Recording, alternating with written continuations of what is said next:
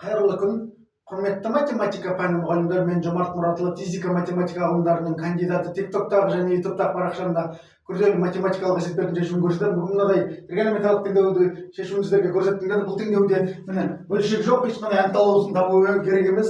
Мына 1 минус жақша косинус x плюс синус x косинус пи бөлінген 4 тең 2 косинус квадрат аргументіне 3x бөлінген 2 осыны шешейік. Міне енді ең бірінші түрлендірмеш мынау неге келіп тұр? Мынау қалай жасап болады? Жақшаны көбейтіп косинус x косинус 4 пи бөлінген 4 и синус x косинус пи бөлінген 4. Мынау косинус пи бөлінген 4 ол синус пи бөлінген 4 кетем ғой, дұрыс па? Мынау ненің формуласына келіп тұр? Синус альфа косинус бета қосу косинус альфа синус бета. Синустардың қосындының синусына келіп тұр, дұрыс па?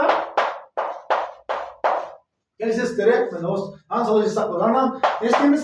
Дәрежені төмендетіп жаза аламыз. 2 косинус квадрат альфа. Оны қалай жаза алатын едік біз? Қалай болады? 1 плюс косинус 2 альфа. Мына косинус 3x. Мынаған келіп тұр, дұрыс па? Міне, осыған келіп тұр. Енді мына жерде қарайық. Мына бірлер жойылып кетеді. Мына жерде қандай теңдеу болады? Косинус 3x, косинус 3x плюс синус x плюс пи бөлінген 4 тең 0. Енді косинус пен синустың қосындысының формуласы жоқ, бірақ синусты косинусқа айналдырсақ болады. Қайсыдан айналдырайық? 2пидан қандай формула бар бізде? Надан айналдырған дұрысырақ бізде. Қандай формула бар еді? Косинус альфа ол неге тең? Синус пи бөлінген 2 минус альфа. Осыған тең. Келтір формуласы бойынша. Мына жерде синус пи бөлінген 2 минус 3x плюс синус x плюс пи бөлінген 4. Міне, ол синустардың қосындысының формуласында бар ғой, қалай болады? Екеуі де синусқа келтірдік қой. Синустардың қосындысының формуласы бар 2 синус. Екеуінің қосындысы қалай болады? Ұқсас мүшелерді білдірейікші. Пи бөлінген 4, пи бөлінген 4, пи бөлінген 3 пи бөлінген 4, 3 пи бөлінген 4, 3 пи бөлінген 4, минус 3x, минус x, минус 2x. Косинус альфа зияқты.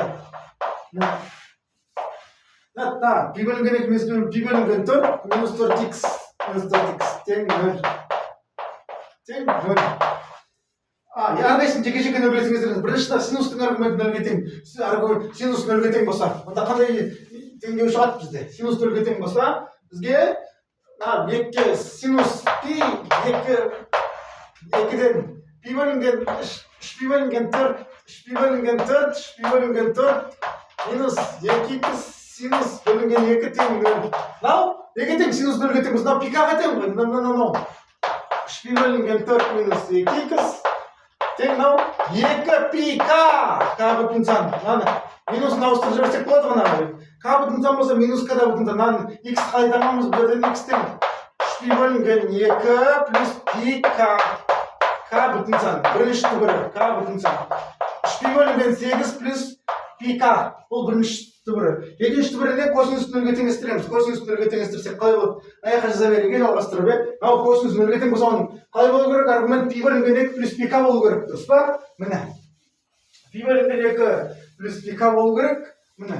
Сонда қалай болады? Онда пи бөлінген 2 плюс пика болса, к бүтін сан болса, мына нөлге теңестіреміз екінші. Косинус 2-ден пи бөлінген 4 минус 4x тең 0.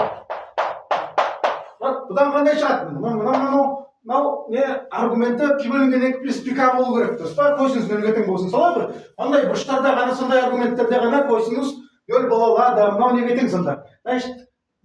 Пи бөлінген 2, пи бөлінген 2 плюс пика болса 2-ге көбейтеміз ғана. Алым неге тең болу? Пи бөлінген 4 минус 4x, пи бөлінген пи плюс 2 пика. К бүтін сан. X2-нан қалай табамыз? Тур жаңағы сияқты. К бүтін сан болса минус к ауыстырып жіберсек болады ғой к-ны, дұрыс па? Ештеңе өзгермейді. Жауап өзгермейді. Барлық бүтін сандар жиынын шексіз жиын ғой. Бүткіл бүтін сандар жиынына құрап шығады. Сонда қалай болады? x2 тең